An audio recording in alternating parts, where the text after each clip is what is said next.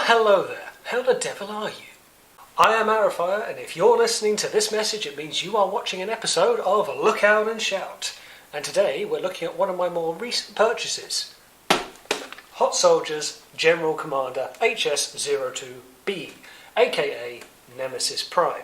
Firstly, look at this box art. I'm not normally one for boxes, other than for transporting stuff. But I just love how Hot Soldiers do their character art on this. It just looks so good. How can you throw it out? What I've also noticed on this, it says General Commander. And then just above it in smaller text it says Supreme Commander. So it depends how you like your commanders. Now of course this isn't a brand new figure. This isn't something that's been released recently. But it's worth mentioning that I have never owned a Nemesis Prime. And I thought this one looked pretty good. I thought I'd give it a try. I've just never really bothered with the character. Oh, you're a Black Optimus Prime, are you? Nice to meet you. But enough of that, shall we take a look?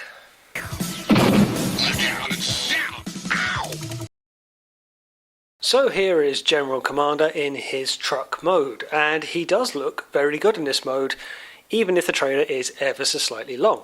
But nevertheless, it is quite a nice colour scheme and representation of a Legend scale Nemesis Prime.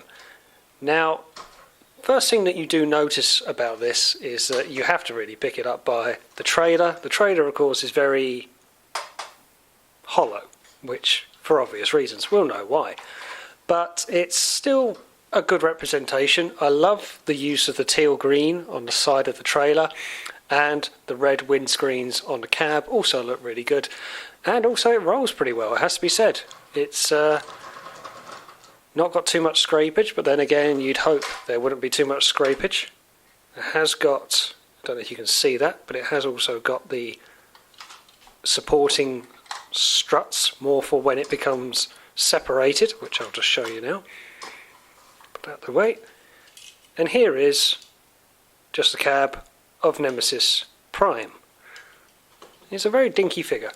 It's a good figure, not going to lie. It's got a lot to it. Maybe I haven't tabbed in the front grille.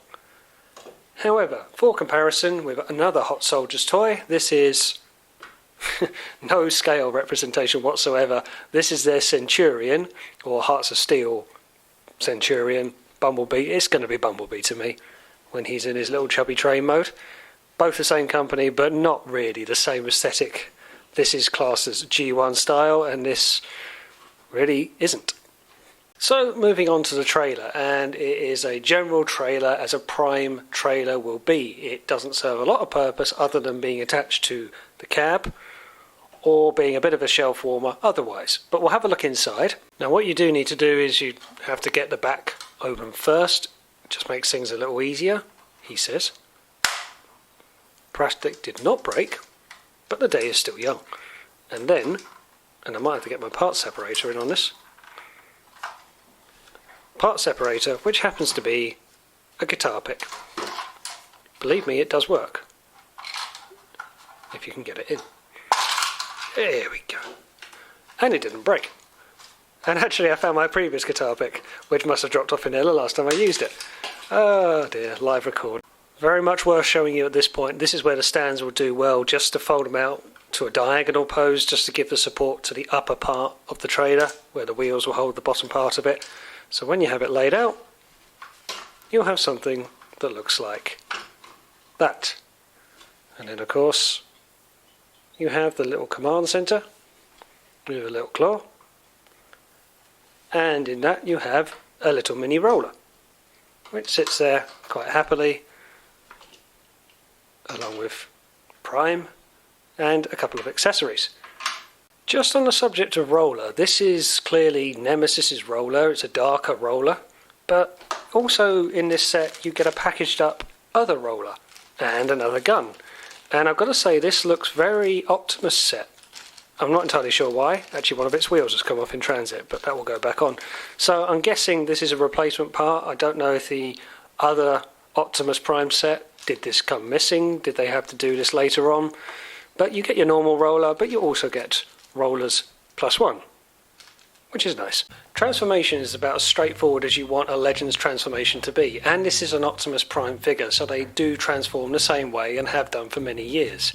The thing that does stand out a bit more in this as quite an intuitive way of doing an Optimus transformation, or a Nemesis transformation, is the waist. Getting the legs down from cab mode isn't as simple as just flipping them down. You have to do a bit of a waist swivel, rotate them round, and then that's how they come to the forefront when you get them into robot mode. It's a nice little fresh technique, but other than that, it is the same transformation as we've had for many years.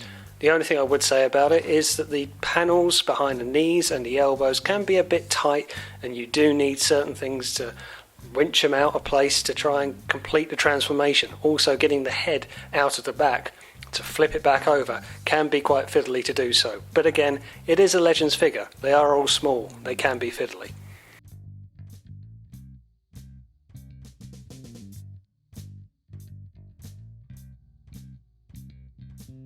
And here is Nemesis Prime, or General Commander, in his robot mode, and he does look quite good in these colours. Whilst the black can be quite overempowering at times, the little hint of the red chest and the green waist does break it up quite nicely, and he does look quite a good figure. The only thing that does strike you straight away, and again this is quite common with some Legends figures and some Chuck figures, is you get the standard claw hand. And whilst it's suitable and does its job, it can come across as a little bit basic. When you're paying what you're paying for these, you don't particularly want basic.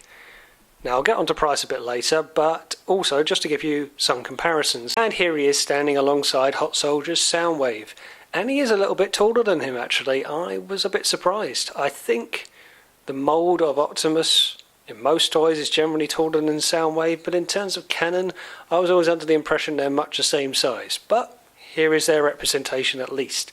They look quite good together. They have the same sort of characteristics to each other. They both have the same claw hand. They both have the same bendable knees. I would say the feet on Nemesis Prime are a lot better than the feet of Soundwave. You can actually struggle to stand this up sometimes. You almost feel like you're balancing him from the waist more so than the feet. But there's a good comparison of the two of them. And we'll get into accessories. This is two of the accessories he comes with. First off is the standard ion cannon that you would see attached here, and also is his Dark Energon axe. I say Dark Energon, I don't know, but it's red. And that's actually quite good. That catches the light really well, as you can see. Much like the chest plate, that really pops. So if you put it kind of up to his face, you can get some stiff joints on the go. Do a bit of a waist turn. Does look a little bit intimidating, doesn't it? Very imposing stuff. Nice use of clear plastic there. The gun is a gun, as we'd expect. Bang, bang, bang, bang. Now, there is one other accessory as well. I will just say these just slide over the hands quite well, actually. They just slot over the hands with their little peg. Easy off, easy on. One that wasn't easy off, easy on, and I hopefully will be able to get into it now. I'll have to put his head back to get to it, is you open up the chest, you see a matrix. Whether this is a Decepticon matrix of leadership, if such a thing ever exists, I don't know. Now, it was absolute murder to get it in there, so you'll forgive me for not getting it out. But it's there, it's a thing. And there's a final shot of General Commander with all of his accessories. The base in its upright mode, the battle station mode, roller with the gun attached, and Nemesis Prime holding his Energon axe. That is quite good when you look at it like this. You start to feel a sense of what you're actually getting. It is a good set. It has got a lot of playability to it. The accessories are very welcome. I can't help but feel maybe the plastic is just a little bit on the flimsy side. Not necessarily a deal breaker. It is a small scale figure. It's not masterpiece, but it's still a fun little set, particularly when you look at all of its accessories. Now I know what you're thinking. Is this a Nemesis Prime for me? Well, it's certainly not a bad Nemesis Prime. It does everything that it should, and as you'll know, I'm not generally a Legends collector. I generally collect Masterpiece, but there are other alternatives out there on the market. I know there are Magic Square and there's DX9, if you can get a hold of DX9. What bothers me is the price. Now, this is a perfectly fine toy, but I don't believe it's a £50 figure. It's a £40 figure marked up. Now, I know when it comes to Prime, you are paying for the trailer mould. That's where the price comes in.